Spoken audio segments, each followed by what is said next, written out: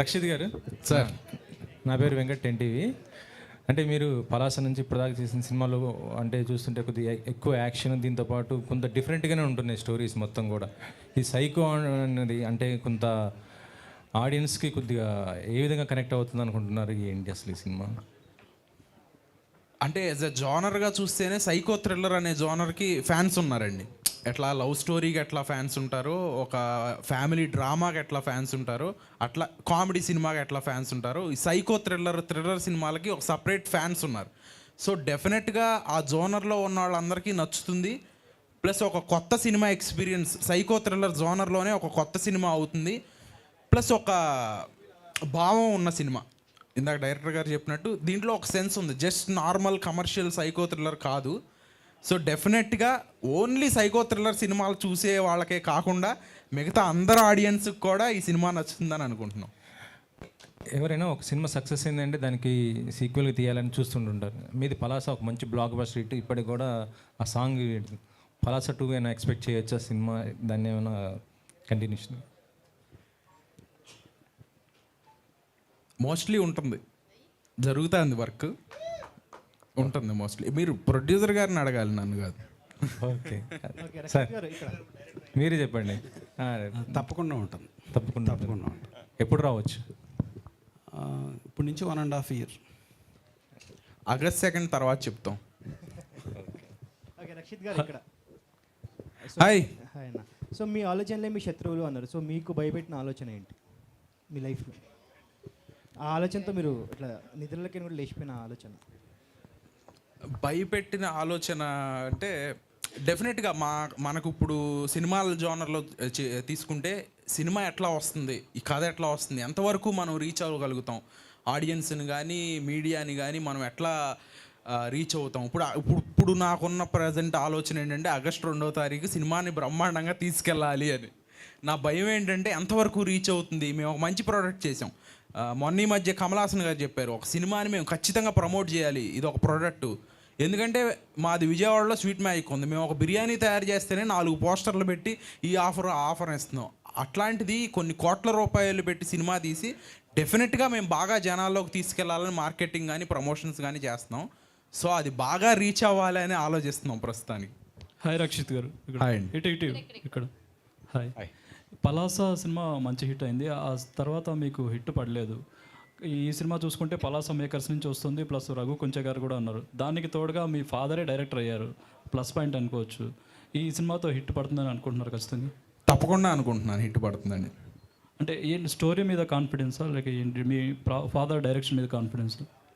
Story మా ఫాదర్దే, direction మా ఫాదరే, కాబట్టి డెఫినెట్గా స్టోరీ మీద కాన్ఫిడెన్స్, కథ మీద కాన్ఫిడెన్స్, జనాల మీద కాన్ఫిడెన్స్. ఎందుకంటే పలాస జనాలకు తెలుసు ఏ కథలు తీసుకోవాలో అర్థం అవుతుంది కొంత. సో డెఫినెట్గా ఆపరేషన్ రావణ్ అనే సినిమాని వాళ్ళ గుండెల్లో పెట్టుకుంటారని కోరుకుంటున్నాను, జరుగుతుంది.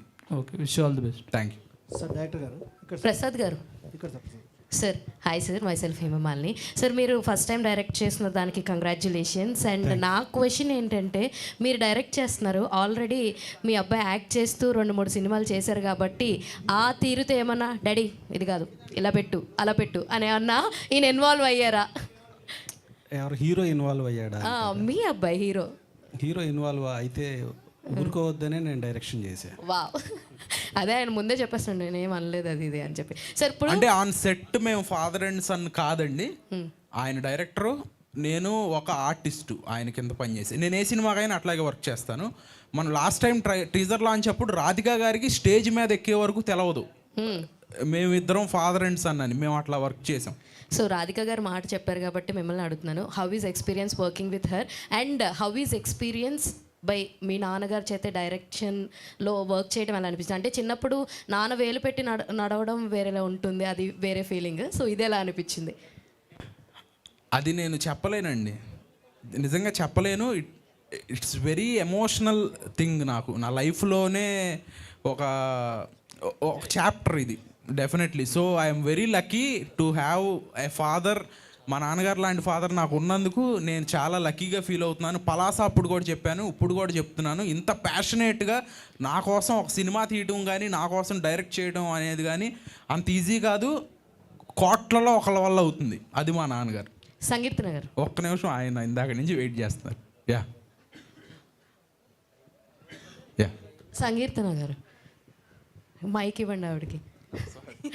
సో హాయ్ అంతకుముందు దీనికన్నా ముందు మీరు ఆయనతోటే వర్క్ చేశారు కదా, Narakasura. So how is working again with him and ఇందులో మీ క్యారెక్టర్ ఎలా ఉండబోతుంది? I think journalist character play చేస్తుంది మీరే కదా. How is being a real life journalist? Toughest thing, I guess. So this is my second movie working with Rakshit. So yeah, he is very supportive. He is very a good actor, and I'm so happy to be working with him. So ee movie lo character is a journalist character. ఈ look కూడా చాలా డిఫరెన్స్గా ఉంది. నేను ముందు చేసిన మూవీలో like when I look back to my character which I have done before, చాలా డిఫరెన్స్ ఉంది.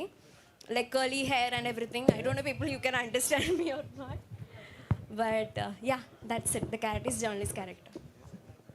సార్ ప్రసాద్ గారు, సార్ ఇది స్క్రీన్ నేమ్ మార్చుకున్నట్టున్నారు మీరు ఏదో.